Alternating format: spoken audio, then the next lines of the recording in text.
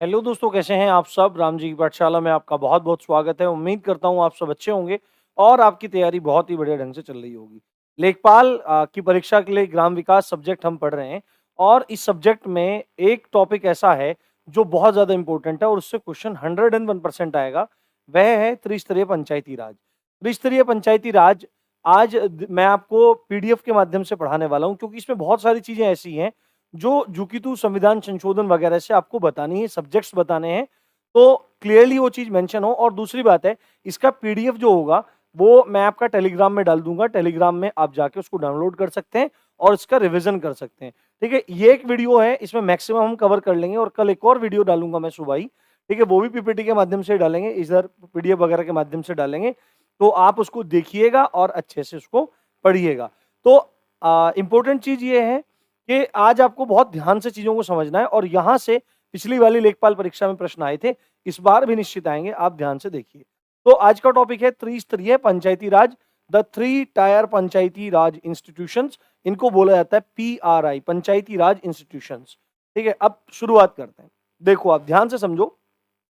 और एक चीज और भी है भाई, जब आप लोग देखते हो और राम जी पाठशाला आपके लिए इतना करता है, तो कम से कम लाइक जरूर किया करो और सब्सक्राइब जरूर किया करो। इतना काम आपको जरूर करना चाहिए, इतने भले आदमी आपको होना चाहिए। देखो, सबसे पहले क्या है कि स्थानीय स्वशासन, ठीक है, जो पंचायती राज सिस्टम है वो किस चीज से जुड़ा हुआ है, वो स्थानीय स्वशासन से जुड़ा हुआ है।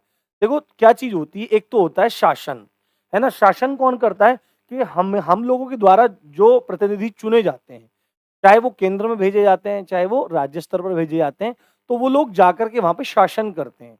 परंतु जब हमको स्वतः अपने लिए शासन करना होता है, अपने स्तर पर शासन करना होता है, स्थानीय रूप से शासन करना होता है, तो उस चीज के लिए जो शब्द प्रयोग किया गया, वो शब्द प्रयोग किया गया स्थानीय स्वशासन, है ना। अपने अपने द्वारा अपने ही क्षेत्र में शासन करना।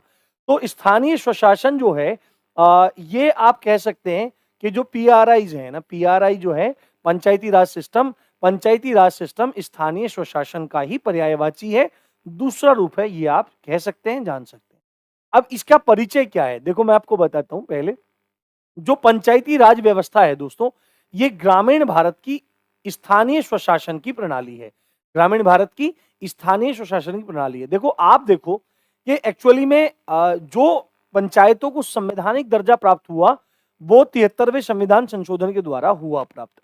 बट ऐसा नहीं है कि उसके पहले पंचायतें नहीं होती थी। पंचायतें एक बहुत लंबे समय से हर गांव में होती थी। पंच बैठते थे, उसमें एक मुखिया होते थे, 4 अन्य व्यक्ति होते थे, और गांव में कोई भी कार्य होना है, कुछ भी होना है, कोई झगड़ा फसाद हो गया है, कुछ भी है, तो न्याय पंचायत की तरह से भी काम करती थी, विकास की तरह से भी काम करती थी। जो भी होता था, ये पहले से ही चीजें होती थी। तो जो पंचायती राज व्यवस्था है, वो ग्रामीण भारत की स्थानीय स्वशासन की प्रणाली है। इसको आप बहुत ज्यादा ध्यान रखेंगे। अब यदि किसी अधिकारी के बारे में बात आती है, या सरकार के जिम्मेदार ऑफिशियल के बारे में बात आती है, किसी पर्सनल के बारे में बात आती है कि किसने स्थानीय स्वशासन को लेकर पहले सजगता दिखाई, तो आपको एक प्रश्न, एक एक शब्द पे आप गौर करेंगे आज, एक एक शब्द बहुत ज्यादा जरूरी है। वो ये है कि भारत में वो पहले व्यक्ति कौन थे। भारत में पहले व्यक्ति थे लॉर्ड रिपन। लॉर्ड रिपन थे, है ना। लॉर्ड रिपन को भारत में स्थानीय स्वशासन का जनक माना जाता है। ये चीज आपको ध्यान रखनी है। लॉर्ड रिपन ने ऐसे प्रावधान किए, ऐसे सुझाव रखे, है ना, ऐसे प्रस्ताव दिए कि भाई आप क्या काम करो, भारत में क्या शुरू करना चाहिए, स्थानीय स्वशासन रखो। कि कुछ पॉइंट्स ऐसे रखो, कुछ मुद्दे ऐसे रखो जो लोग आपस में ही अपनी ही एक बॉडी बना के और उसको सुलझा लें, उस चीज को ठीक कर लें। तो आपको पहले, सबसे पहले याद रखना है कि यदि इतिहास में पहले, सबसे पहले किसी ने बात की स्थानीय स्वशासन की, तो वो थे लॉर्ड रिपन, जिन्होंने स्थानीय स्वशासन के प्रस्तावों को 1882 में रखा। और लॉर्ड रिपन को क्या माना जाता है, स्थानीय स्वशासन का जनक माना जाता है। उसके बाद यह काम हुआ पहला 1882 में। उसके बाद दूसरा बड़ा काम अगर कहीं देखने में आया, स्थानीय स्वशासन के बारे में बात हुई, पंचायती राज प्रणाली के बारे में बात हुई, तो वो था 1919 का मॉन्टेग्यू चेम्सफोर्ड सुधार। ठीक है, जिसका ऑफिशियल नेम है 1919 का भारत शासन अधिनियम, बट इसको क्या कहा जाता है, मॉन्टेग्यू चेम्सफोर्ड सुधार। इसी अधिनियम के द्वारा, इसी सुधार के द्वारा भारत में पहली बार महिलाओं को मताधिकार दिया गया था।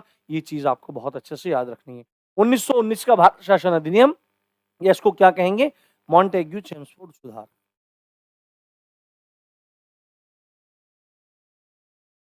मॉन्टेग्यू चेम्सफोर्ड सुधार, ये आपको बहुत ध्यान रखना है, ये प्रश्न में ही आपसे पूछा जा सकता है। अब ये मॉन्टेग्यू चेम्सफोर्ड सुधार हम स्थानीय स्वशासन के माध्यम में क्यों पढ़ रहे हैं, या यहाँ पे क्यों पढ़ रहे हैं, क्योंकि देखो स्थानीय स्वशासन एक विषय था, एक टॉपिक था। जैसे कि आप 7वीं अनुसूची को देखते हैं और उसमें आपको 3 लिस्ट देखने के लिए मिलती है। ठीक है, एक तो आपको उसमें केंद्र सूची मिलती है, ठीक है ना, केंद्रीय सूची मिलती है, उसके बाद राज्य सूची मिलती है और तीसरी मिलती है समवर्ती सूची। तो उन तीनों सूचियों में विषयों को रखा गया है। केंद्र सूची में क्या रखा गया है कि केंद्रीय स्तर पर केंद्र सरकार को जिन विषयों पर नियम बनाने का, कानून बनाने का अधिकार, राज्य सूची में राज्य के संबंधित विषयों को, और समवर्ती सूची में ऐसे विषय जिस पर केंद्र और राज्य दोनों बना सकते हैं। तो इसी तरह से जो विषय वहां पर है, जैसे आप मान लीजिए जैसे स्पेस है, तो वो विषय किसका है, केंद्र सरकार का। जैसे पुलिस है, वो विषय किसका है, वो विषय आपका राज्य सरकार का। जैसे शिक्षा है, वन विभाग है, तो वो विषय समवर्ती सूची में आपके आ जाते हैं। ये चीज आपको ध्यान रखनी है। तो इसी तरह आपको पता होना चाहिए कि 1919 के द्वारा भारत में डायरकी शुरू की गई, द्वैध शासन शुरू किया गया, है ना। और द्वैध शासन में क्या होता था कि भाई केंद्रीय स्तर पर और राज्य स्तर पर जो प्रांत थे, जो स्टेट्स थे, उनमें गवर्नर अपॉइंट किया जाता था, और ऑल ओवर इंडिया क्या होता था, वायसराय आपका होता था। ये आपको बात समझनी है बहुत अच्छे से, ठीक है। अब एक इंपॉर्टेंट बात यह है आपकी कि उस समय मांग उठ रही थी कि भाई भारत को आजाद करो, है ना, भारत को आजाद करो, भारत को आजाद करो, ये मांग उठ रही थी। तो उन्होंने कहा कि भाई आजादी लेके तुम लोग क्या करोगे, उन्होंने कहा भाई हमको अपना काम खुद करना है, ठीक है। तो अब क्या हुआ, 1919 के इस मॉन्टेग्यू चेम्सफोर्ड सुधार के माध्यम से जो राज्य होते थे उसमें जो आपका गवर्नर है वो तो वायसराय के द्वारा चुन के आया है ठीक है, वो तो वायसराय के द्वारा चुन के आया है, बट जो लोकल लोगों ने इलेक्शन के माध्यम से अपने प्रतिनिधि भेजे हैं, जो विधानसभा स्तर पे या विधान परिषद स्तर पे अपने प्रतिनिधि भेजे हैं, सदन लगता है, तो उन लोगों को भी कुछ शक्तियां दी गई, उन लोगों को भी शक्तियां दी गई कि भाई तुम इस टॉपिक पे अपने कानून बना लो। जैसे क्या था, जैसे उन्होंने बोला कि भाई तुम कृषि पे कानून बना लो, ठीक है, तुम इंडस्ट्री पे कानून बना लो, या उसमें तीसरा टॉपिक था कि भाई तुम स्थानीय स्वशासन पे भी कानून बना लो। हस्तांतरित विषय यानी कि ट्रांसफर्ड सब्जेक्ट, ऐसे सब्जेक्ट जो ब्रिटिश गवर्नमेंट ने भारतीय प्रतिनिधियों को दे दिए कि भाई तुम क्या काम करो, इस पे कानून बना लो। तो भारतीय स्थानीय स्वशासन एक हस्तांतरित विषय था 1919 के भारत शासन अधिनियम में। इसके बारे में गंभीर चर्चा आगे कभी हिस्ट्री के किसी टॉपिक में करेंगे, यहां पे इतना ही जानना जरूरी है। अब क्या होता है, यहां तक ये बात निपट गई कहां पे आपकी ब्रिटिश गवर्नमेंट की। अब इंडियन गवर्नमेंट जब आती है, भारत स्वतंत्र हुआ, तो स्वतंत्रता के पश्चात 1957 में योजना आयोग बनाया गया, ठीक है, आपको पता है योजना आयोग था पहले, ठीक है। और योजना आयोग के बारे में एक बात पूछी जाती है कि योजना आयोग कैसा आयोग है, संवैधानिक है या गैर संवैधानिक है, तो गैर संवैधानिक आयोग है ना, गैर संवैधानिक निकाय है, अनकॉन्स्टिट्यूशनल बॉडी है। इसका मतलब यह है कि ऐसा कोई भी बॉडी, ऐसा कोई भी आयोग जिसका जिक्र संविधान में नहीं किया गया है, उसको गैर संवैधानिक कहा जाता है। अब योजना आयोग का आपको पता है कि जब प्रेजेंट गवर्नमेंट आई थी 2014 में, तो 2014 में इस योजना आयोग का नाम बदल के नीति आयोग कर दिया गया था, और इसको भारत का थिंक टैंक कहा जाता है, और बहुत बड़े स्तर पर इसमें भारत के विकास के लिए योजनाओं का निर्माण होता है। तो अभी क्या हुआ कि स्वतंत्रता के पश्चात 1957 में योजना आयोग ने क्या लागू किए, सामुदायिक विकास कार्यक्रम 1952। मैंने बहुत अच्छे से पढ़ाया था आपको जब कार्यक्रम पढ़ाए थे, ठीक है, याद होगा, नाम याद रखना है, पूछा जा सकता है। और राष्ट्रीय विस्तार सेवा कार्यक्रम 1953 के अध्ययन के लिए एक समिति बनाई गई, मोस्ट इंपोर्टेंट लिख लो दोस्तों, बलवंत राय मेहता समिति। बलवंत राय मेहता समिति का डायरेक्ट कनेक्शन है, मैं गारंटी लेता हूं, ठीक है, डायरेक्ट कनेक्शन है इससे। अगर नहीं निकला ना डायरेक्ट कनेक्शन तो मुंह से मुड़वा दूंगा भाई साहब, इस चीज को आपको ध्यान रखना है। बलवंत राय, कभी कभी ना मतलब कोई फिल्में देखी होती है तो उसके संबंध में डायलॉग निकल जाते हैं और एकदम सेट हो जाते हैं। तो बलवंत राय मेहता समिति इन दोनों के दोनों कार्यक्रमों को करने के लिए गठित की गई, और गठित करने के बाद, ठीक है। गठित करने के बाद इस बलवंत राय मेहता समिति ने पूरा का पूरा अध्ययन किया और अध्ययन करने के बाद दोस्तों सन 1957 में, ठीक है, आप एक चीज नोट कीजिएगा कि बलवंत राय मेहता समिति कब गठित की गई, ये देखो 1953 के बाद के समय में, और उसके बाद फाइनली इसने रिपोर्ट कब पेश करी, 1957 में। 1957 में इस बलवंत राय मेहता समिति ने अपनी रिपोर्ट सौंपी, जिसमें मोस्ट इंपोर्टेंट आपसे पूछेगा कि बलवंत राय मेहता समिति ने किस स्तर पे पंचायती राज प्रणाली को लागू करने की बात की थी। तो जो हमारा टॉपिक है त्रिस्तरीय पंचायती राज, तो त्रिस्तरीय पंचायती राज की सिफारिश करने वाली यदि कोई समिति थी तो वह थी बलवंत राय मेहता समिति। 1957 में इसने अपनी रिपोर्ट पेश की और यहां पे क्या लिखा है दोस्तों, त्रिस्तरीय पंचायती राज व्यवस्था, यानी कि 3 स्तर पर होनी चाहिए क्या पंचायतें, कहां पे, गांव के स्तर पर ग्राम पंचायत, उसके बाद एक ऐसा स्तर रखा जाए, मध्यवर्ती स्तर रखा जाए। मध्यवर्ती स्तर यानी कि जो ब्लॉक होता है ना, जो ब्लॉक होता है, ब्लॉक पे पंचायत होती है, ये आपको ध्यान रखना है, जिसको ये ब्लॉक पंचायत है। और तीसरा जिला स्तर पर आपकी क्या होती है, जिला परिषद होती है, ठीक है, ये आपको ध्यान रखना है। तो इस चीज को लागू करने की सलाह किसने दी, आपके बलवंत राय मेहता समिति ने। अब ये सलाहें दी गई, अभी इसको आगे भी देखेंगे बलवंत राय मेहता समिति को और अच्छे से।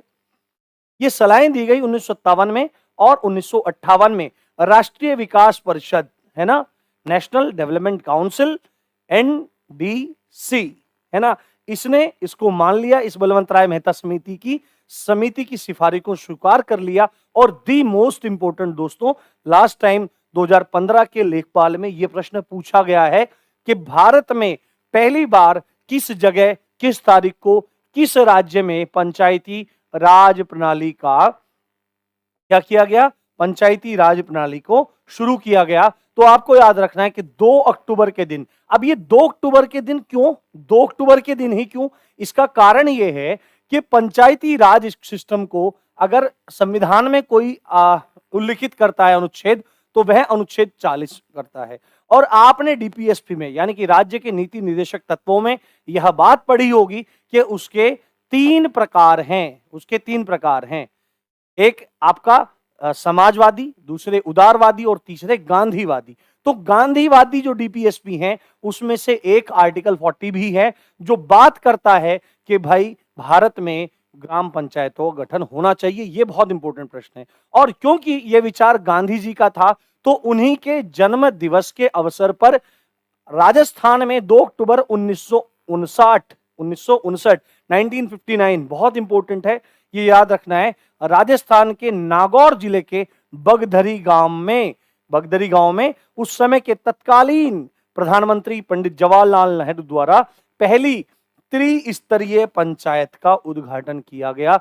ये क्वेश्चन गांठ बांध लो, ये मिलेगा आपको, इस बात का ध्यान रखना आप, ठीक है। तो पहली बार भारत में किस समिति के कहने पर हुआ, बलवंत राय मेहता समिति के कहने पर हुआ, 1957 में रिपोर्ट पेश की, 1958 में एनडीसी ने इन सिफारिशों को मानने के बाद उस समय के तत्कालीन प्रधानमंत्री पंडित जवाहरलाल नेहरू द्वारा भारत में पहली बार त्रिस्तरीय पंचायती राज प्रणाली को एक्सेप्ट किया गया और लागू किया गया राजस्थान के नागौर जिले के बगदरी गांव में। डेट थी 2 अक्टूबर 1959।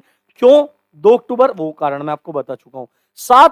बिल्कुल साथ में लास्ट टाइम प्रश्न पूछा गया था कि किन राज्यों में ये चीज शुरू की गई, है ना, किन राज्यों में ये चीज शुरू की गई, आवाज शायद चली गई थी थोड़ा, किन राज्यों में ये पंचायत राज प्रणाली शुरू की गई। तो आपको वहां पे बोलना है, क्या बोलना है कि पहले राजस्थान, देन आंध्र प्रदेश में ये चीज लागू की गई।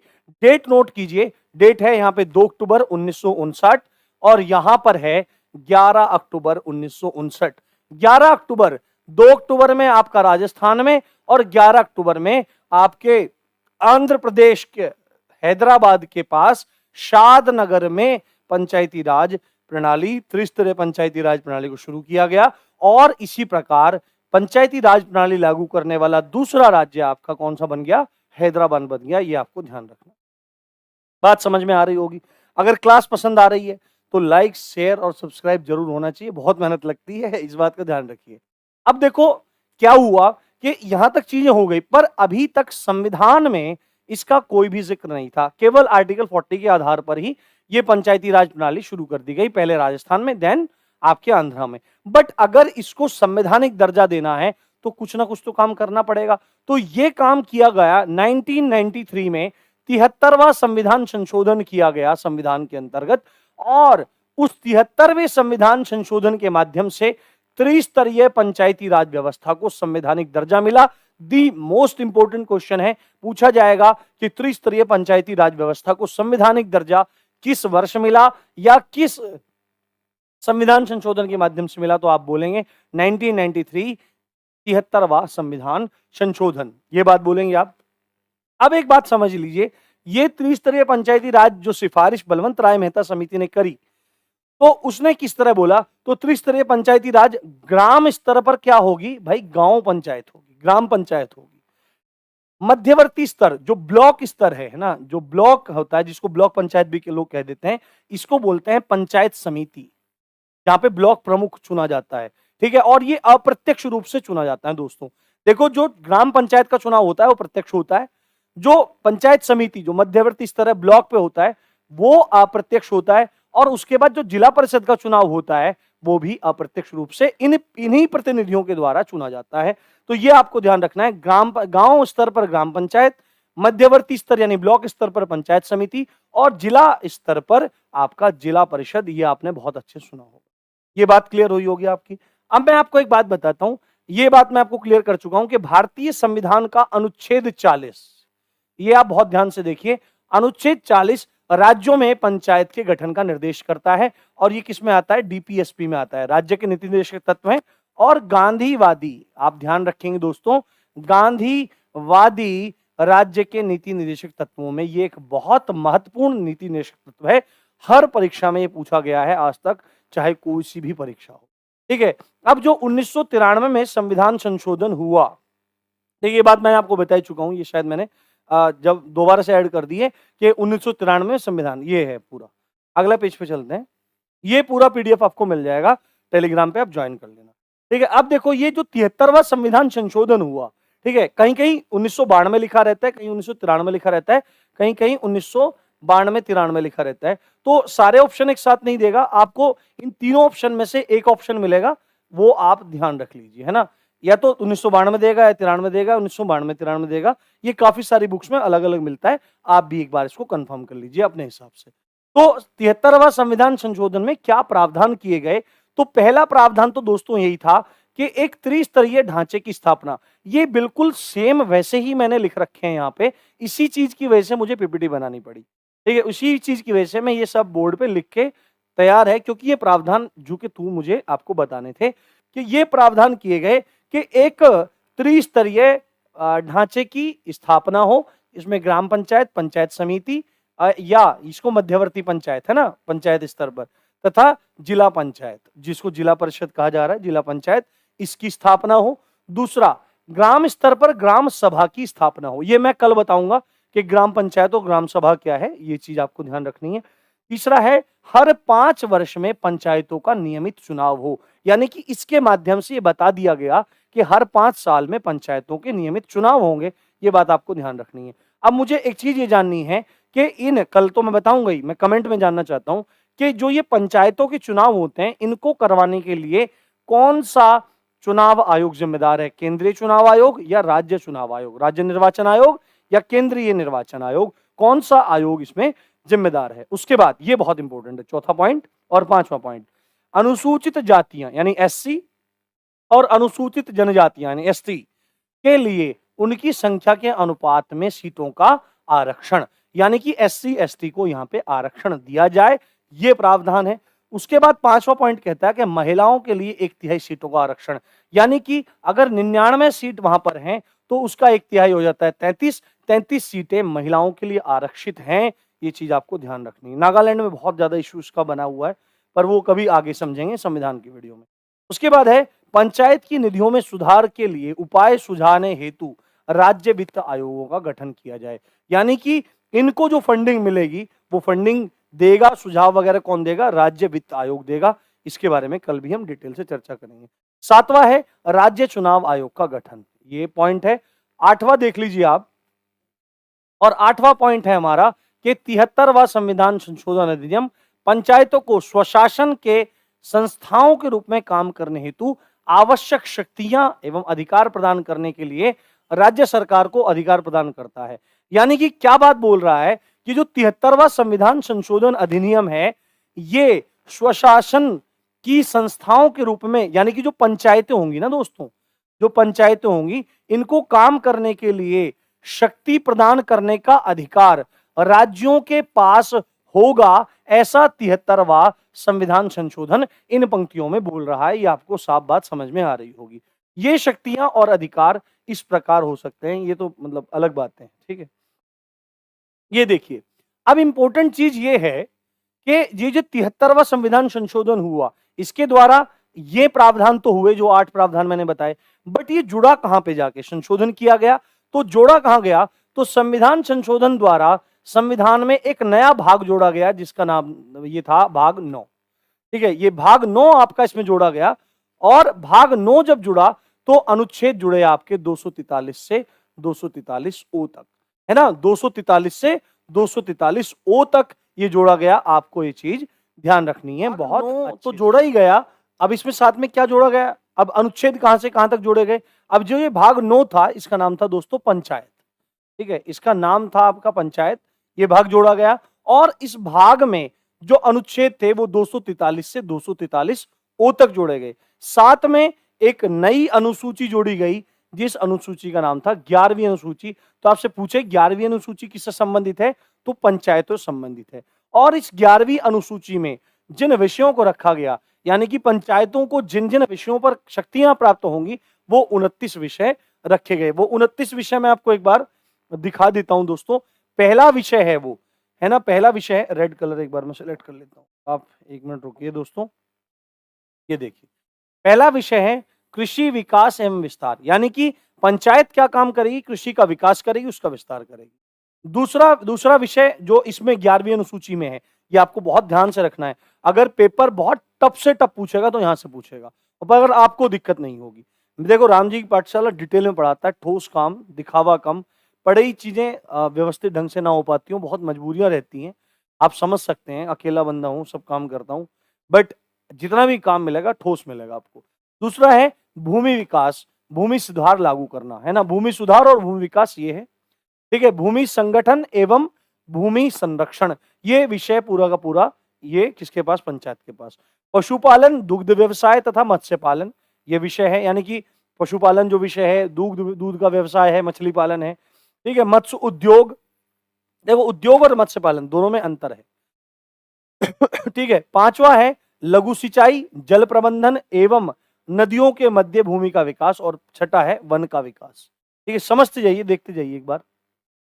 सातवां विषय है लघु उद्योग, जिससे खाद्य उद्योग शामिल हैं, जिसमें खाद्य उद्योग शामिल हैं, यानी लघु उद्योग जैसे गुड़ का, खांडसारी का क्षमा चाहता हूं, एक मिनट, गले में दिक्कत कई बार हो जाती है बोलते बोलते, क्योंकि मेरे को पढ़ाते हुए होश नहीं रहता कि मेरी आवाज कितनी हो रही है, कम हो रही है, ज्यादा हो रही है। 8वां है ग्रामीण विकास, 9वां है पीने का शुद्ध पानी, पेयजल, 10वां है खादी, ग्राम एवं कुटीर उद्योग, 11वां है ईंधन एवं पशु चारा, सड़क, 12वां है सड़क, पुल, तट, जलमार्ग और संचार के अन्य साधन, 13वां है वन जीवन तथा कृषि खेती वनों में, चौथा है ग्रामीण बिजली व्यवस्था, 15वां है गैर परंपरागत ऊर्जा स्रोत, 16वां है यांत्रिक प्रशिक्षण एवं यांत्रिक शिक्षा। ये सब पंचायतों के काम है, आप देखिए, अधिकार है ना, यांत्रिक प्रशिक्षण एवं यांत्रिक शिक्षा। 17वां है प्राथमिक एवं माध्यमिक शिक्षा संबंधी विद्यालय, प्राइमरी और जूनियर विद्यालय। 18वां है गरीबी उन्मूलन कार्यक्रम, देखो कितनी जिम्मेदारियां हैं, पर करते क्या है, मौज करते हैं। 19वां है वयस्क एवं बुजुर्ग शिक्षा। 20वां है पुस्तकालय, गांव में पुस्तकालय भी होना चाहिए। 21वां है बाजार एवं मेले। 22वां है सांस्कृतिक कार्यक्रम। 23वां है अस्पताल, प्राथमिक स्वास्थ्य केंद्र, जिनमें दवाखाने भी शामिल हैं। 24वां है पारिवारिक समृद्धि। 25वां है सामाजिक समृद्धि, जिसमें विकलांग एवं मानसिक समृद्धि शामिल है। 26वां महिला एवं बाल विकास। 27वां समाज के जो कमजोर वर्ग हैं उनकी समृद्धि, जिसमें अनुसूचित जाति और जनजाति दोनों शामिल हैं। 28वां है लोक विभाजन पद्धति और 19वां है सार्वजनिक संपत्ति की देखरेख। तो ये कुल 29 विषय हैं। इनको आप 2-3 बार पढ़ेंगे तो आपको ये याद हो जाएंगे। ये चीज आपको दिमाग में रखनी है। अब देखो मैं आपको बताता हूं, यहां से प्रश्न बनेगा आपका कि पंचायती राज से संबंधित समितियां कौन कौन सी हैं। तो सबसे इंपॉर्टेंट समिति जो है वो ये है बलवंत राय मेहता समिति 1956-57 में। ठीक है, 1956-57 में ये समिति बनी और देखो हमने पढ़ा कि इसने 1957 में अपनी रिपोर्ट सौंपी और एनडीसी ने 1958 में इस रिपोर्ट के आधार पर भारत में पीआरआई की शुरुआत कर दी, पंचायती राज त्रिस्तरीय पंचायती राज प्रणाली की शुरुआत कर दी। उसके बाद जो दूसरी इंपॉर्टेंट समिति है वो है अशोक मेहता समिति। इन दोनों समितियों को पढ़े बिना पंचायती राज को पढ़ना व्यर्थ है, क्योंकि जो पहली वाली समिति है बलवंत राय मेहता समिति, इसने त्रिस्तरीय पंचायती राज की बात की थी, जबकि जो अशोक मेहता समिति है 1977-78 की, इसने द्विस्तरीय, कितनी दोस्तों, द्विस्तरीय पंचायती राज प्रणाली की बात की थी। इन दोनों को थोड़ा डिटेल से भी देखेंगे। तीसरा है जीवी के राव समिति 1985 में, नाम याद रखने। उसके बाद है डॉक्टर एल एम सिंघवी समिति 1986 और उसके बाद है पी के थुंगन समिति 1985। ये आपको बहुत अच्छे से याद रखना है। तो बलवंत राय मेहता समिति 1956-57, अशोक मेहता समिति 77-78, जीवी के राव समिति 1985, डॉक्टर एल एम सिंघवी समिति 1986 और पी के थुंगन समिति 1988। पर सबसे ज्यादा इंपॉर्टेंट बलवंत राय मेहता और उसके बाद अशोक मेहता, ये समितियां आपको अच्छे से याद रखनी है। अगला है, अब पढ़ते हैं थोड़ा सा बलवंत राय मेहता समिति को। देखो बलवंत राय मेहता समिति 1956-57 है। इसके जो अध्यक्ष थे वो कौन थे, बलवंत राय मेहता थे। इसमें यही इंपॉर्टेंट है ना, नाम अध्यक्षों के नाम पर ही समितियों के नाम रखे गए और बाकी कुछ ज्यादा वैसे इंपॉर्टेंट नहीं है। 1900 से लेकर 1965 तक इनका ये समय है और ये एक भारतीय स्वतंत्रता सेनानी और राजनीतिज्ञ व्यक्ति थे। ठीक है, जो बलवंत राय मेहता थे। और इनको क्या कहा जाता है, इन अध्यक्ष महोदय को पंचायती राज व्यवस्था का, पंचायती राज का वास्तुकार। वास्तुकार क्या होता है, जो नक्शा बना के देता है। ठीक है, वास्तुकार जो होता है जो नक्शा बना के देता है उसको क्या कहा जाता है दोस्तों, आपका वास्तुकार कहा जाता है। अब इस समिति ने सिफारिशें तो बहुत सारी रखी, पर जो मुख्य सिफारिशें हैं वो आपको बता देता हूं। समिति की सिफारिशों में सबसे पहली सिफारिश थी आपकी त्रिस्तरीय पंचायती राज की स्थापना। ये मैं आपको बता चुका हूं। गांव के स्तर पर पंचायत, ग्राम पंचायत, ब्लॉक स्तर पर, मध्यवर्ती स्तर पर आपकी पंचायत समिति और जिला स्तर पर आपकी जिला पंचायत या जिला परिषद, ये पहली सिफारिशें थी। अब है हमारा अशोक मेहता समिति। ठीक है, अशोक मेहता समिति 1977-78, 1977 और 78 में ये क्या आई, हमारी दूसरी समिति आई। इसके अध्यक्ष कौन थे, अशोक मेहता। अब इंपॉर्टेंट ये है कि अशोक मेहता समिति ने जो सिफारिशें दी उनको देखना समझना जरूरी है। समिति की सिफारिशों में क्या था, बलवंत राय समिति बोली थी कि भाई त्रिस्तरीय पंचायती राज प्रणाली लाओ, बट अशोक मेहता समिति ने क्या बोला कि भाई त्रिस्तरीय की जगह आप क्या लेके आओ, द्विस्तरीय पंचायती राज प्रणाली लेके आओ। उसने बोला कि गांव में गांव पंचायत होना चाहिए, मध्यवर्ती स्तर पर पंचायत समिति और जिला स्तर पर जिला पंचायत या जिला परिषद होनी चाहिए। जबकि अशोक मेहता समिति बोल रही है कि द्विस्तरीय पंचायती राज प्रणाली में क्या काम करना है, आपको दो स्तर पर पंचायतों को रखना है। जिला स्तर पर आपको रखनी है जिला पंचायत और उसके बाद उससे निचले स्तर पर आपको एक मंडल पंचायत बनानी है। क्या करनी है, मंडल पंचायत बनानी है। ना तो मध्यवर्ती स्तर रखना है, ना गांवों में पंचायत डालनी है। आपको क्या काम करना है, मंडल बनाना है। और उन मंडलों में क्या करना है, आपको गांवों के समूह बनाने हैं, ग्रामों के समूह, विलेजेस के आपको ग्रुप्स बनाने हैं। और कितने बड़ा वो ग्रुप होना चाहिए कि भाई इस मंडल पंचायत में 15 से 20 हजार की जनसंख्या होनी चाहिए। मानो कि एक गांव ए है, एक गांव बी है, एक गांव सी है। इस गांव में रहते हैं 8000 लोग, ये 8000 की जनसंख्या है। ये है आपका 5000 की जनसंख्या का, और ये है आपका मानो 4000 की जनसंख्या का। तो अगर आप टोटल करेंगे तो 8 और 4 12, 12 और 4 16, ये 17,000 आपकी जनसंख्या हो गई। ठीक है, 17,000 जनसंख्या होगी। बीच में लाइट हमारी चली गई थी तो मैं आपको यहाँ बता रहा था कि 3 गांव हैं, ऐसे मंडल पंचायत में बता रहा था आपको कि एक गांव में 8000 है, दूसरे गांव में हमारा 5000 है और तीसरे गांव में आपका 4000 है। तो 8 और 4 12, 5 17,000 आपका हो गया। तो जो त्रिस्तरीय पंचायती राज में बलवंत राय मेहता समिति बोल रही है कि भाई हर गांव में एक पंचायत आप दे दो। ठीक है, फिर मध्यवर्ती स्तर पे दे दो, फिर जिला स्तर पर दे दो। भारत में वही पद्धति लागू भी है, परंतु अशोक मेहता समिति क्या बोल रही है कि जिला स्तर पे तो भाई जिला स्तर पे एक रखो, जिला पंचायत, बट ए गांव में अलग, बी गांव में अलग, सी गांव में अलग ना रख के इतने गांव इकट्ठे कर लो, चाहे उसमें एक गांव हो, दो गांव हो, तीन गांव हो, चार गांव हो, कि इतने गांव इकट्ठे कर लो कि उन सारे गांवों की जनसंख्या मिला के कितनी हो जाए, 15 से 20 हजार हो जाए। तो अशोक मेहता समिति के अकॉर्डिंग अगर पंचायतों का गठन होता तो इन तीनों गांवों का एक मंडल होता और इस मंडल पर एक पंचायत गठित की जाती और उसकी स्थापना यहां पर की जाती। ये इंपॉर्टेंट बात। दूसरा इंपॉर्टेंट जो सिफारिश अशोक मेहता समिति ने की वो ये की कि जो न्याय पंचायत होती है, देखो जो गांव में पंचायतें होती हैं, वो पंचायतें या पंचायत कोई भी हो, वो न्याय पंचायत की तरह से भी काम कर देती है, यानी कि वो डिसीजन भी देना काम करती हैं। झगड़ा फसाद कुछ भी हो जाता है, कोई दिक्कत किसी को हो जाती है तो क्या काम करती है, वो फैसले भी सुनाती है।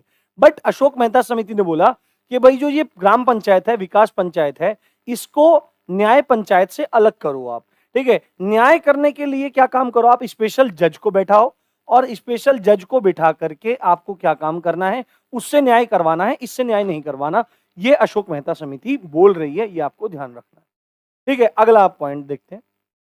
अब ये देखते हैं यहाँ पे कि पंचायती राज व्यवस्था जो है, ये बता ही चुका हूं मैं आपको, है ना, ये पंचायती राज संस्थाओं के माध्यम से ग्रामीण क्षेत्रों का स्वशासन चलता है। ठीक है, आपसे पूछा जाएगा कि भाई ग्रामीण क्षेत्रों का स्वशासन कैसे चलता है, तो पंचायतों के माध्यम चलता है।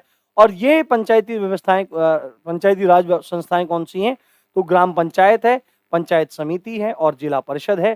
ठीक है, ब्लॉक को ही तालुका बोला जाता है, तालुका है ना, ब्लॉक स्तर पर, है ना, मध्यवर्ती जो स्तर है, ये आपको ध्यान रखना है।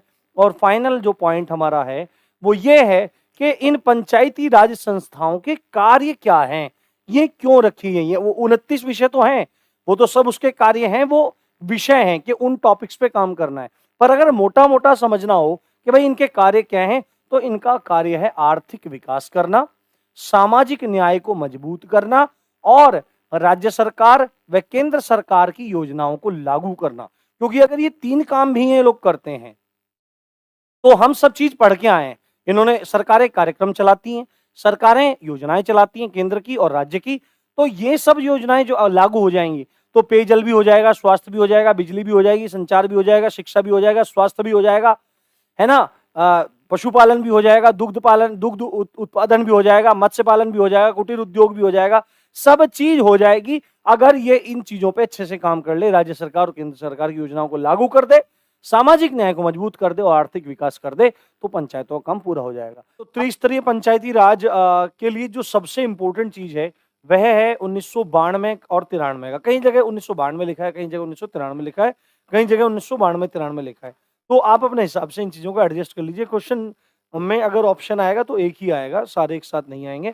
तो ये जो 73वां संविधान संशोधन है दोस्तों, ये जो 73वां संविधान संशोधन है, ठीक है, ये बहुत इंपॉर्टेंट है। इसी संविधान संशोधन के माध्यम से क्या हुआ था, भारत में पंचायती राज को संवैधानिक दर्जा मिला था।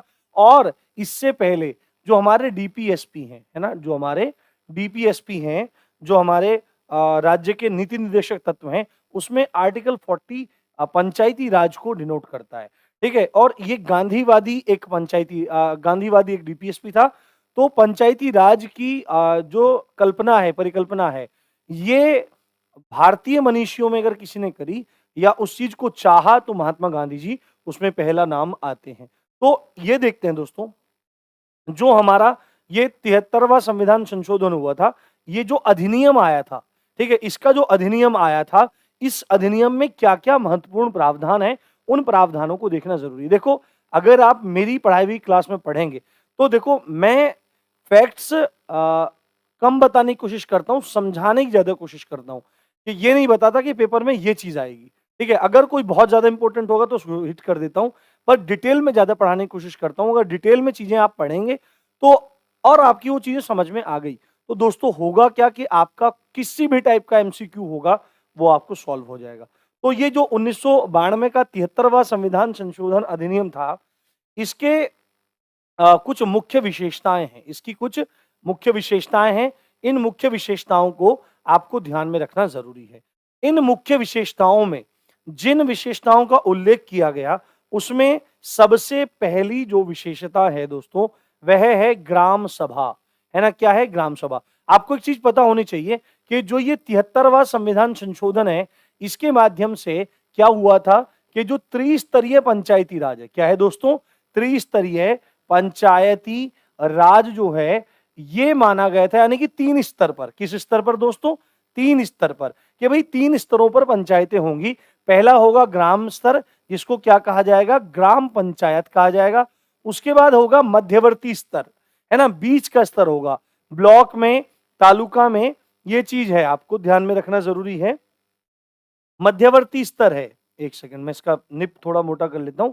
जो मध्यवर्ती स्तर है, जिसको क्या कहते हैं? क्षेत्र पंचायत कहा जाता है। क्या कहा जाता है दोस्तों? क्षेत्र पंचायत कहा जाता है। इसको ब्लॉक पंचायत कहा जाता है, जहां पर ब्लॉक प्रमुख होता है। और उसके बाद तीसरा जो बड़ा स्तर होता है, वो होती है जिला पंचायत, या इसी को जिला परिषद के नाम से भी लोग जानते हैं। तो इन तीनों को रखा जाता है। तो ग्राम पंचायत के अंदर एक टेक्निकल टर्म आता है ग्राम सभा का।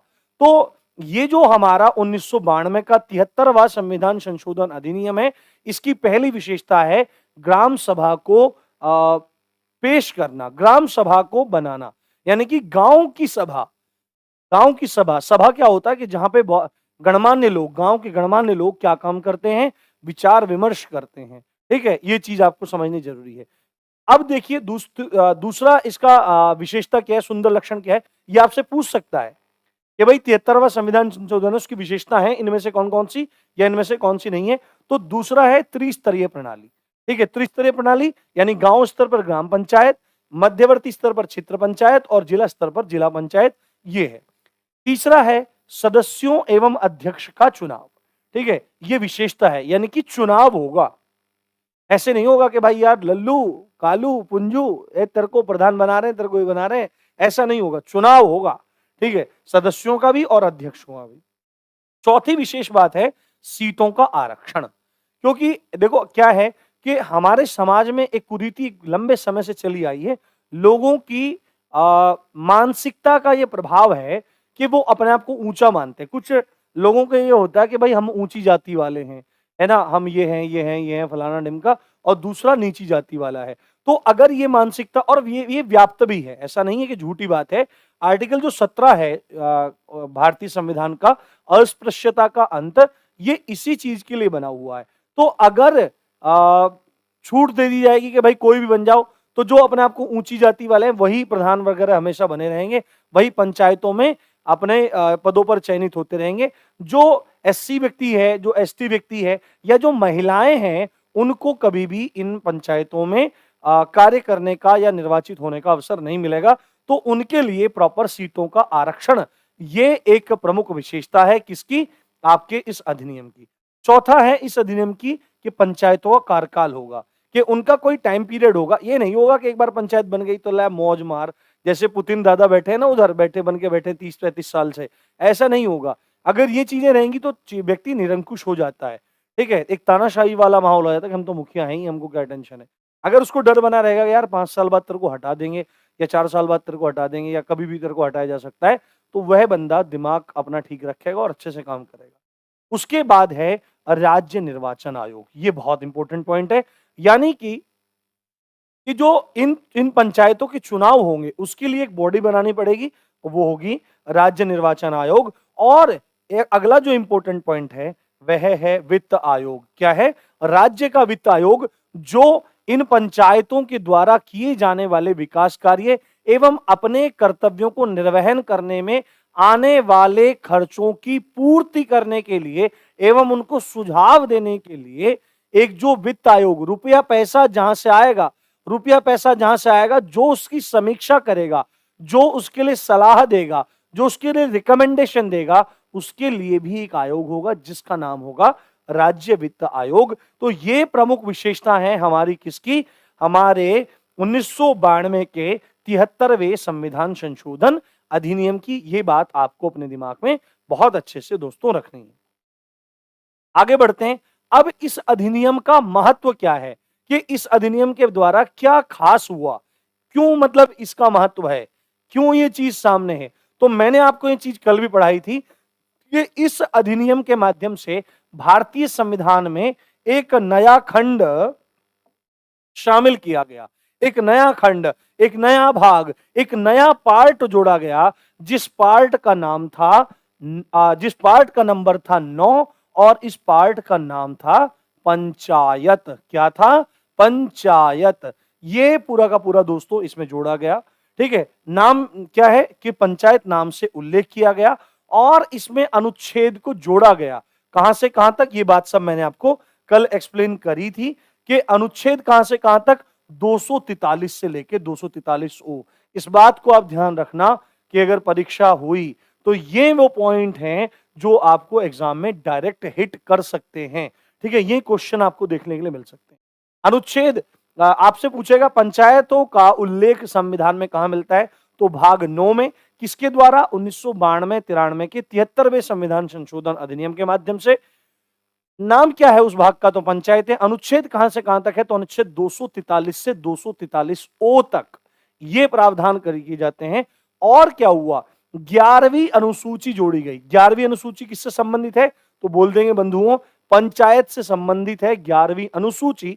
और इंपॉर्टेंट बात क्या है कि इन 11वीं अनुसूची में 29 विषयों का समावेश है जो पंचायतों के कार्य, कर्तव्य और उनकी शक्तियों के बारे में वर्णन करते हैं। और ये 29 के 29 विषय दोस्तों हमने कल पढ़ लिए थे, ये बात आपको पता होनी चाहिए।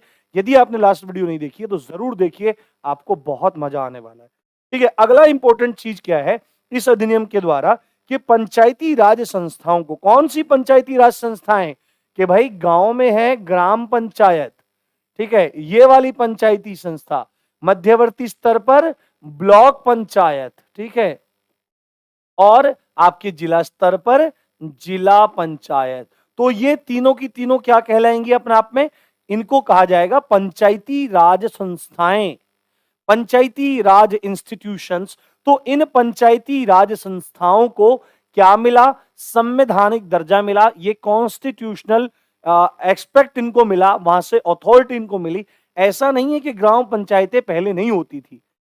भारत में बहुत लंबे समय से, ऐतिहासिक समय से गांवों में पंचायतें लगती आई थी और गांवों में पंचायतें मुख्य रूप से गांव के लॉ एंड ऑर्डर को मेंटेन करने के लिए और वहां पर लोगों को लोकल स्तर पर ही उनको क्या देने के लिए? न्याय देने के लिए इनका काम होता था। आपने फिल्मों में देखा होगा कि पुराने स्तर पर सरपंच बैठ जाते तो जो निर्णय हो जाता था वही आज सब आपके सामने है। उसी का प्रभाव आज भी देखने के लिए मिलता है कि आज भी किसी गांव में कोई पंचायत तुगलकी फरमान सुना देती है या तालिबानी फरमान सुना देती है। ये शब्द, दोनों शब्द आपने न्यूज़पेपर में सुने होंगे। तो पहले इनको संवैधानिक दर्जा नहीं था, बट अब इनको इस अधिनियम के माध्यम से 73वें संविधान संशोधन अधिनियम के माध्यम से संवैधानिक दर्जा मिला। ये बात आपको अपने दिमाग में रखनी जरूरी है। ये इस अधिनियम का महत्व है, ये बात आपको समझ में आ गई होगी। अगला है कि प्रमुख विशेषताएं क्या हैं। जो प्रमुख विशेषता हमने पढ़ी थी उसमें पहली विशेषता है अपनी ग्राम सभा। अब इंपॉर्टेंट बात क्या है? देखो, ग्राम पंचायत क्या होती है ना? ग्राम पंचायत क्या होती है? पंचायत तो पंचायत है ना, कि पंचायत है एक किसी गांव में लगने वाली एक ये संवैधानिक संस्था है ग्राम पंचायत। कि गांव के विकास के लिए जो बॉडी होगी उसको गांव पंचायत कहेंगे। गांव पंचायत के अंदर पूरा गांव आ जाएगा। बट एक एक एक पॉइंट है ग्राम सभा। अब काफी सारे लोग इनको इक्वल करके दिखा सकते हैं, बट ग्राम पंचायत में और ग्राम सभा में एक माइनर सा डिफरेंस है जिसको समझना जरूरी है। ग्राम पंचायत में सभी लोग आ जाते हैं, पूरी जनसंख्या आ जाती है, पूरी। परंतु जब ग्राम सभा की बात आती है तो इस पॉइंट को हमको अपने दिमाग में रखना जरूरी है कि इस निकाय में ग्राम स्तर पर, यानी कि जो ये ग्राम सभा, ये बॉडी जो है, ये निकाय जो है, इसमें ग्राम स्तर पर, गांव के लेवल पर गठित पंचायत क्षेत्र में निर्वाचक सूची में पंजीकृत व्यक्ति होते हैं। अब ये बहुत क्लिष्ट सा हो गया है, ठीक है, कि यार ग्राम सभा क्या होती है? कि इस निकाय में ग्राम स्तर पर गठित पंचायत क्षेत्र में निर्वाचक सूची में पंजीकृत व्यक्ति होते हैं। तो कुल मिला के ऐसा कहा जा रहा है कि गांव के स्तर पर जो पंचायत गठित हो रही है और उसके क्षेत्र में जो निर्वाचक सूची है उसमें जो पंजीकृत व्यक्ति हैं वो सब मिलकर क्या बनाते हैं? ग्राम सभा। अरे भाई, सीधे सीधे कहने का मतलब ये है कि एक गांव में जिन जिन व्यक्तियों के वोटर आईडी कार्ड बने हुए हैं, जिनका वोटर लिस्ट में नाम है, उन लोगों के समूह को, एक पंचायत के अंदर उन लोगों के समूह को क्या कहा जाता है? ग्राम सभा कहा जाता है। मानो कि किसी गांव ए में क्या है? 4,000 पुरुष हैं, ठीक है, जिनकी आयु 18 साल से ऊपर है। उसी गांव में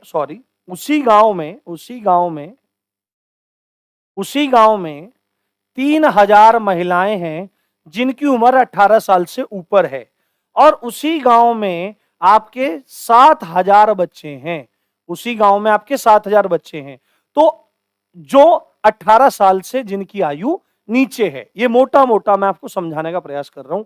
तो 7 और 3 10 और 4 14, यानी कि ग्राम पंचायत की बात करें तो उस ग्राम पंचायत में 14,000 व्यक्ति रहते हैं। परंतु यदि ग्राम सभा की बात की जाए तो उसमें ये बच्चे काउंट नहीं होंगे, क्योंकि इन लोगों का वोटर आईडी कार्ड नहीं बना हुआ है।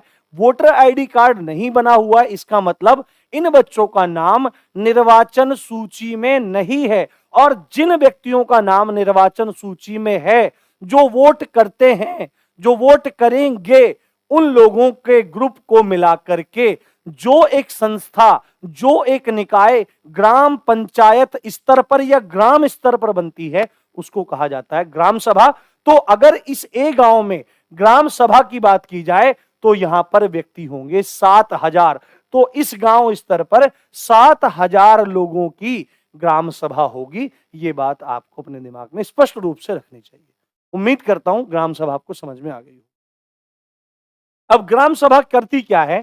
यह उन शक्तियों का प्रयोग करेगी और ऐसे कार्य निष्पादित कर सकती है जो राज्य के विधानमंडल द्वारा निर्धारित किए गए हैं। यानी कि ये जो ग्राम सभा है, ये सभा ही सब शक्तियों का प्रयोग करेगी। जो ग्राम पंचायत की सभाएं हैं, जो ग्राम पंचायत को शक्तियां मिली हैं, अधिकार मिले हैं, उन सब का प्रयोग ग्राम सभा के माध्यम से किया जाएगा। ये बात आपको दिमाग में रखनी चाहिए। और उन सब कार्यों को निष्पादित करेगी, उन सब कामों को करेगी जो राज्य के विधानमंडल द्वारा। विधानमंडल में क्या आ जाता है? देखो, विधानमंडल में 2 चीजें आ जाती हैं, आपकी विधानसभा और विधान परिषद। पर भारत के केवल 6 ही राज्य वर्तमान में ऐसे हैं जहां पर विधान परिषद है, यानी द्विसदनात्मक विधानमंडल है, और अपना यूपी भी उसमें से एक है। परंतु बहुत सारे राज्य ऐसे हैं जहां पर केवल एक सदनात्मक ही क्या है? विधानमंडल है, यानी कि केवल विधानसभा है।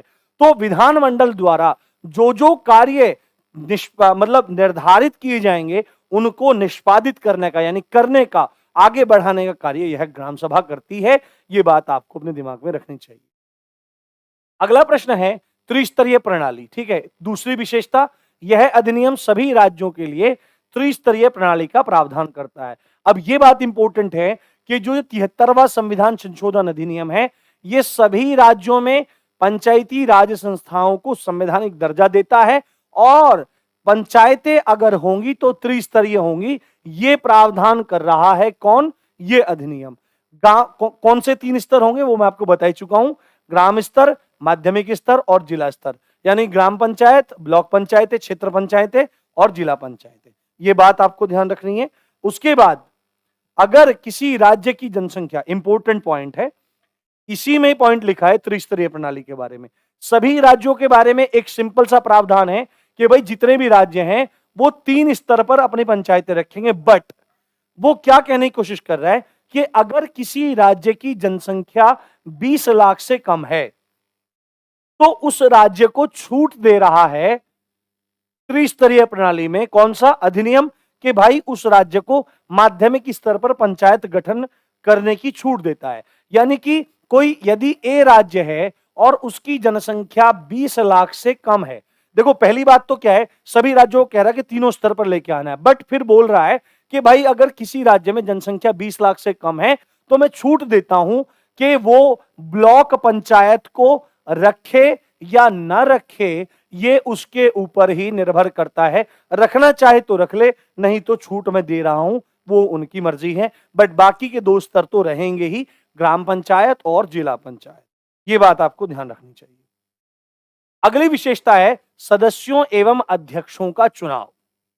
ठीक है, तो ग्राम स्तर पर जो देखो, अब ये 3 स्तर हैं, है ना, ग्राम स्तर है, ब्लॉक स्तर है और आपका जिला स्तर है। ठीक है दोस्तों, तो इन तीनों जिलों स्तर पे क्या होगा, चुनाव होगा, है ना, चुनाव होगा, बिना चुनाव के कोई नहीं होगा। बट जो ग्राम स्तर है, आपने देखा होगा प्रधानी के चुनाव जो होते हैं, मुखिया के चुनाव होते हैं, वो प्रत्यक्ष चुनाव होते हैं, पूरा का पूरा गांव वोट करने जाता है।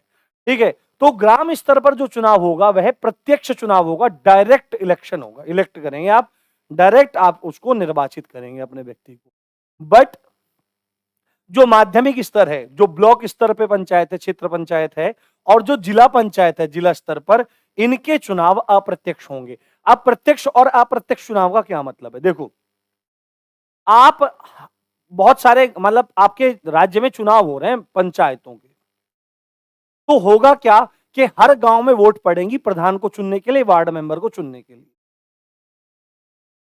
तो अब इसमें क्या होगा कि आपने अपने गांव में मुखियाओं को चुन लिया, प्रधानों को चुन लिया, वार्ड मेंबरों को चुन लिया, डायरेक्ट आपने वोट किया, वो इलेक्ट हो गए। बट अब जो ब्लॉक प्रमुख होगा या जो जिला अध्यक्ष होगा, जिला जो सदस्य होंगे, जो ब्लॉक पे सदस्य होंगे, उनका चुनाव आप लोग नहीं करोगे, उनका चुनाव कौन करेंगे, आपके द्वारा जिताए गए प्रतिनिधि। यानी आपने किसी को चुन के भेजा, यह हुआ प्रत्यक्ष चुनाव। बट आपके द्वारा चुने गए प्रतिनिधि जाकर के किसी दूसरे व्यक्ति को चुनेंगे, यह हो जाएगा अप्रत्यक्ष चुनाव। ठीक है, तो जो ग्राम स्तर पर चुनाव होगा वो डायरेक्ट होगा, और जो ब्लॉक स्तर पर और जिला स्तर पर चुनाव होगा वह अप्रत्यक्ष होगा। यानी कि आपके द्वारा चुने गए प्रतिनिधि ब्लॉक पर और जिला स्तर पर जाकर लोगों को इलेक्ट करेंगे, उनको चुनाव करेंगे। ये चीज आपको ध्यान रखनी है। अगला पॉइंट है सीटों का आरक्षण। ये बहुत इंपॉर्टेंट है, ये मैंने आपको बता दिया। देखो, जो एससी हैं और जो एसटी हैं, है ना, शेड्यूल कास्ट, अनुसूचित जाति और जनजाति, उनके इन इन लोगों को भी इन पंचायतों में बैठने का अवसर मिले। ठीक है, समाज इनके साथ में दुर्व्यवहार ना करे, जो होता आया है वो ना हो, इनको बराबरी का दर्जा मिले, तो इनके लिए सीटों को आरक्षित कर दिया गया है। परंतु यहां पर कोई फिक्स कोटा नहीं रखा कि भाई इतना परसेंट। वो डिपेंड करता है कि उस गांव में, उस क्षेत्र में, उस जिले में कितने लोग एससी हैं, कितने लोग एसटी हैं, उनकी संख्या के अनुपात में सीटों का आरक्षण होता है। जितनी संख्या है उस संख्या के अनुसार ही सीटों का आरक्षण उन्हें मिलेगा। दूसरी बात है, अनुसूचित जाति एवं जनजाति के लिए अध्यक्ष पद के लिए भी आरक्षण दिया जाता है, कि ऐसा ना हो कि वो सदस्य बन के रह जाएं, उनको अध्यक्ष बनने का मौका दिया जाए, ये भी है। और द मोस्ट इंपोर्टेंट पॉइंट, प्रत्येक स्तर पर महिलाओं को भी आरक्षण दिया जाएगा, चाहे गांव की पंचायत हो, क्षेत्र की पंचायत हो या जिला की पंचायत हो, महिलाओं को आरक्षण मिलेगा। और कितना मिलेगा दोस्तों, 1/3। यानी कि महिलाओं की हर पंचायत में 33% सीट रिजर्व हैं, और वो उन पे महिलाओं को ही इलेक्ट किया जाएगा। ये बात ध्यान रखो। और महिलाएं तो होती नहीं है, उनके पति हो जाते हैं, वो फिर नेता बने घूमते हैं, फिर उनको तोड़ना पड़ता है, प्रधान पति बन के घूमते हैं। प्रधान जी, पंचायत आजकल बड़ी मतलब हो रही है, मेरा देखने का बड़ा मन हो रहा है पंचायत वेब सीरीज, पर क्या करें भाई, अमेज़न प्राइम का सब्सक्रिप्शन ही नहीं है। कोई बात नहीं, अब तुम्हारे साथ लगे हैं, पहले यही पंचायत देखेंगे। अब इन पंचायतों का कार्यकाल, ये बहुत इंपॉर्टेंट है। सभी स्तर पर पंचायतों का कार्यकाल 5 वर्ष होता है। भारत में ज्यादातर जितने भी संवैधानिक पद हैं, उन सभी का कार्यकाल 5 वर्ष ही होता है। जैसे छोड़ दिया जाए राज्यपाल का, राष्ट्रपति के प्रसाद पर्यंत होता है, 5 साल का ही होता है ना। वैसे तो 5 साल का ही होता है, पर राष्ट्रपति पहले भी हटा सकता है, ज्यादा टाइम भी उसको दे सकता है कि जा बेटे मौज कर ले तू। ठीक है, ठीक है, ये मजाक मस्ती के लिए पॉइंट है, जाइए आप मजे कीजिए आप, ठीक है, ऐसा हो सकता है। ठीक है, तो 5 साल के लिए, चाहे जिला स्तर हो, ब्लॉक स्तर हो, ग्राम स्तर हो, 5 साल के लिए जो बन जाएगा वो मौज मारेगा। बट ऐसा नहीं है कि 5 के 5 साल ही वो रहेगा। आपने देखा होगा लोकसभा भी भंग हो जाती है अविश्वास प्रस्ताव में फेल हो जाने में, ठीक है। या प्रधानमंत्री यदि इस्तीफा दे दे और सिफारिश कर दे किसको, राष्ट्रपति को कह दे कि भंग कर दो, तो तमाम चीजें हो जाती हैं। तो इसी कंडीशन में एक कंडीशन यहां भी है, यदि बीच में ही पंचायत विघटित हो जाए किसी भी कारण से, किसी भी कारण से पंचायत का विघटन हो जाए, खत्म हो जाए पंचायत, तो ऐसे में नई पंचायत का गठन किया जाएगा, नई पंचायत के चुनाव होंगे विद इन 6 मंथ। आपने देखा होगा यदि राष्ट्रपति अपने कार्यकाल के दौरान बीमार हो जाते हैं, उसके कारण पद रिक्त हो जाता है, मृत्यु हो जाती है उस कारण पद रिक्त हो जाता है, या महाभियोग लगाकर उनको पद से हटा दिया जाता है, तो जो उपराष्ट्रपति है वो राष्ट्रपति की तरह से कार्य करने लगता है। बट मैक्सिमम 6 मंथ, राष्ट्रपति के पद के खाली होने के 6 महीने के भीतर भीतर उसके उत्तराधिकारी का चुनाव संपादित किया जाना जरूरी है। उसी प्रकार 5 साल अमूमन पंचायतों का कार्यकाल है, परंतु किसी कारण से यदि वो पहले विघटित हो जाती हैं तो आने वाले जिस दिन विघटित हुई है उसके 6 महीना के भीतर भीतर पुनः चुनाव संपादित करके उस पंचायत का गठन किया जाएगा। ये इंपॉर्टेंट है। अब ये क्वेश्चन है, ये मतलब लास्ट लेखपाल में आया था, आपको ध्यान रखना चाहिए। आपसे पूछा गया था कि इन पंचायतों में चुनाव लड़ने के लिए कितनी उम्र होनी चाहिए। आपको पता होना चाहिए कि राष्ट्रपति उपराष्ट्रपति के लिए कोई मैक्सिमम एज नहीं है, पर मिनिमम एज है कि 35 साल की उम्र पूरी होनी चाहिए। राज्यसभा में आपको सदस्य बनना है या आपको विधान परिषद में सदस्य बनना है तो आपकी मिनिमम एज 30 होनी चाहिए। आपको लोकसभा में सदस्य बनना है या आपको विधानसभा में सदस्य बनना है तो आपकी मिनिमम एज 25 साल होनी चाहिए। यदि आपको प्रधानमंत्री बनना है तो भी आपकी 25 साल उम्र होनी चाहिए। मान लो कि आप लोकसभा चयनित होकर चले गए तो कोई इशू नहीं है।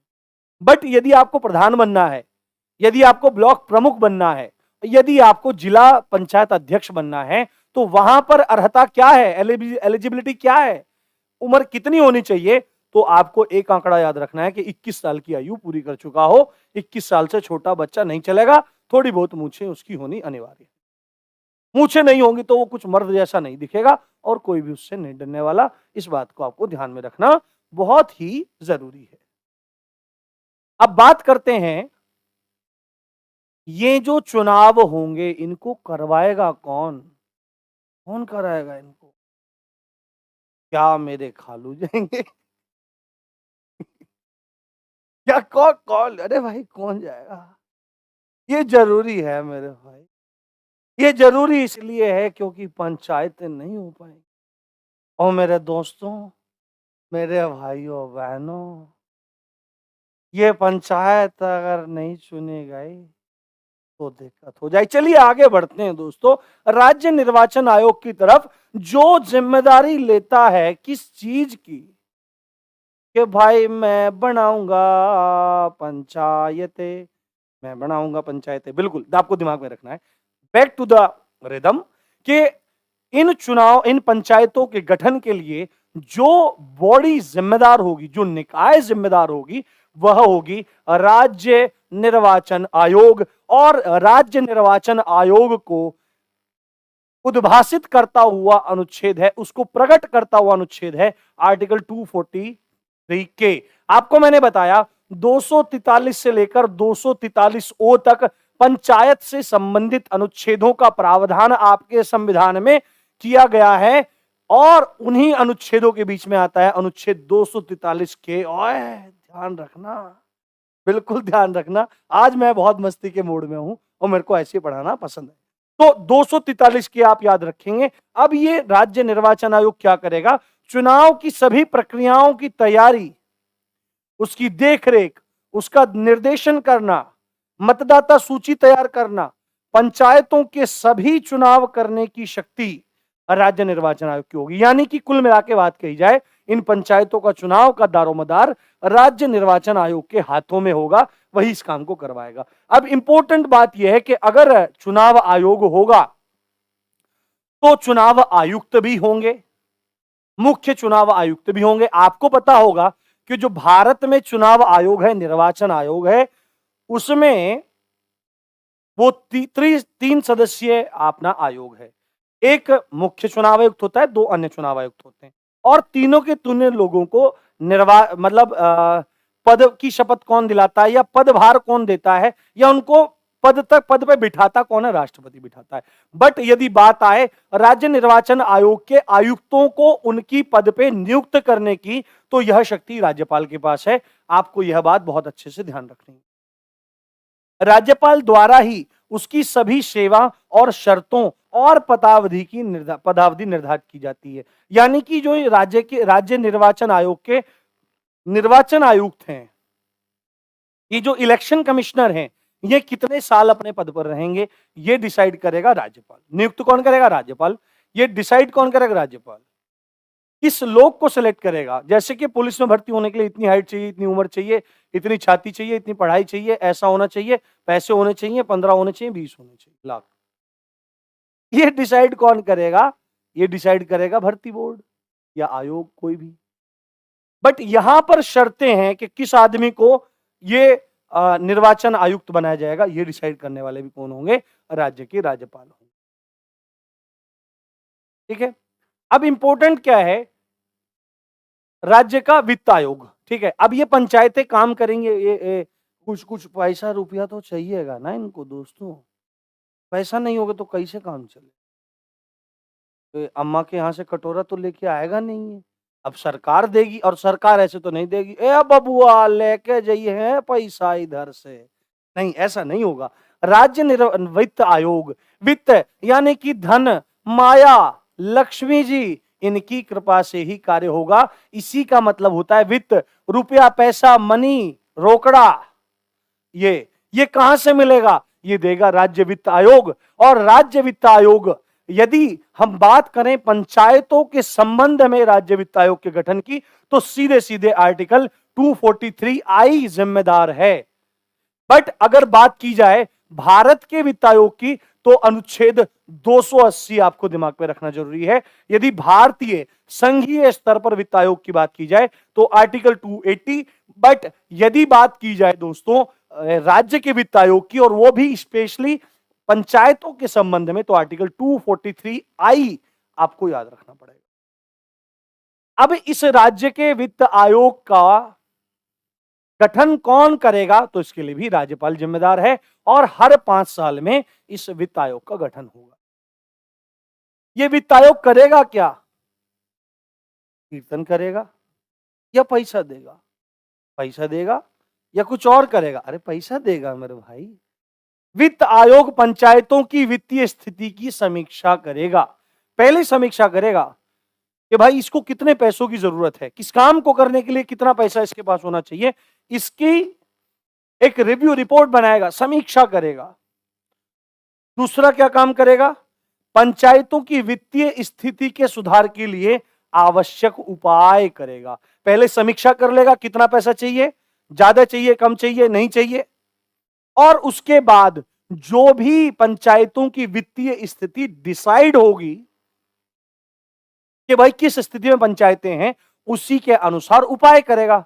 उपाय क्या करेगा कि पंचायत के कार्यालय पर 7 नींबू और 1 मिर्ची लटका दो या 1 मिर्ची 7 नींबू लटका दो, ऐसा नहीं करेगा, पैसा देगा। उपाय में क्या करेगा? पैसा देगा। ले 1 करोड़, 2 करोड़, 3 करोड़, 50,000, 5 करोड़ मेरे पास पहुंचाना, 10 भेज रहा हूं, ऐसा कुछ उपाय करेगा। ये काम करेगा कौन? वित्त आयोग। ये अपने को ध्यान रखना जरूरी है। अब अंत में इन अनुच्छेदों को एक बार मोटा मोटा देख लेते हैं जो हमारे 243 से 243O तक हैं। एक बार समीक्षा कर लेते हैं। 243 में सभी परिभाषाएं हैं ग्राम पंचायत से संबंधित। 243A बात करता है ग्राम सभा की। अपने कान में खोल के सुन लो, अपने कान को खोल के सुन लो, पता नहीं कुछ गलत तो नहीं निकलेगा मेरे मुंह से, पर समझदार को इशारा काफी। 243B पंचायतों का संविधान, यानी पंचायतें किस नियम कानून कायदे से चलेंगी, ये चीज है। तीसरा है 243C पंचायतों गठन। इनको अगर पेपर बहुत ज्यादा टफ पूछेगा तो यहां से प्रश्न पूछेगा, इस बात का ध्यान रखना। 243D सीटों का आरक्षण जो भी पढ़ के आए, एससी एसटी के लिए सीटों का आरक्षण उनकी संख्या के अनुपात में, एससी एसटी को आरक्षण अध्यक्ष पद के लिए, महिलाओं को आरक्षण 33% इन एवरी लेवल, ये इंपॉर्टेंट है। 243A 5 साल कार्यकाल है, पंचायतों का कार्यकाल। 243F सदस्यता की योग्यता है ना, 21 साल उम्र होनी चाहिए, भारत का नागरिक होना चाहिए, पढ़ा लिखा नहीं हो तो कोई चले, दिवालिया नहीं होना चाहिए। 243G पंचायतों की शक्तियां, प्राधिकार तथा उत्तरदायित्व, यानी पंचायतों के पास क्या क्या पावर्स होंगी, वो क्या क्या कर सकेंगी, उनका प्राधिकार, उनका क्षेत्र कहां तक होगा, कहां तक कार्य करेंगी वो, और उनकी जिम्मेदारी उत्तराधिकार कहां तक होगा। 243H पंचायतों की कर लगाने की शक्ति, पंचायतें कर भी वसूल करती हैं बहुत छोटे स्तर पर, तो कर लगाने की शक्ति भी उनके पास है। 243I अभी बता के आया हूं, वित्त आयोग का गठन। 243J पंचायतों की लेखा करने की समीक्षा, लेखा की समीक्षा, पंचायतों की लेखा की समीक्षा, यानी कि पंचायतों को जो फंड मिलेगा, लेखा क्या होता है, अकाउंट, पंचायतों को जो फंड मिलेगा, ओ मुखिया ने पैसा लगाया कि नहीं लगाया, या खुद पी के मोटा हो गया, उसकी समीक्षा का अधिकार या उसकी प्रक्रिया, कुछ भी आप कह सकते हैं, वो 243J में है। 243K में पंचायतों के चुनाव यानी कि राज्य निर्वाचन आयोग और इसके संबंध में बातें हैं। बाकी और 2-3 हैं, 4 हैं, आप पीडीएफ में देख लीजिएगा, आगे कुछ खास इंपोर्टेंट नहीं है, पर फिर भी एक बार आप देख लीजिए। मैं पीडीएफ टेलीग्राम में डलवा दूंगा। उम्मीद करता हूं आपको क्लास बढ़िया लगी होगी। अभी और बेहतर तरीके से चीजों को आपके सामने पेश किया जाएगा, बड़े रोचक अंदाज में पेश किया जाएगा। बस अपेक्षा है आप लोगों के प्यार की, आप लोगों के प्रेम की, सहयोग की। इसी अच्छी बात के साथ आप देख रहे थे राम जी की पाठशाला। मैं हूं राम भारद्वाज। जय हिंद, जय भारत।